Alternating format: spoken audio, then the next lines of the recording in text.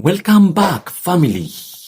የእናንተን መግኘትና ከፍተኛ ፓሽኔታችሁ ለይታችሁ ካወቃችሁ ገንዘብ ማግኘት የምትችሉባቸው መንገዶች እጅግ በጣም ብዙ ናቸው። ለዚህም እንግዲህ የቴክኖሎጂው ዓለም በጣም ወሳኝ ነው። ቴክኖሎጂው ላይ እንግዲህ የምናገኘው በዋነኝነት ሶሻል ሚዲያዎችን ነው። እነዚህን አራቱን የሶሻል ሚዲያ ፕላትፎርሞች በመጠቀም ገንዘብ መስራት እንችላለን። የመጀመሪያው እንግዲህ ገንዘብ ለመስራት የሚያገለግለን የሶሻል ሚዲያ አይነት ዩቲዩብ ነው።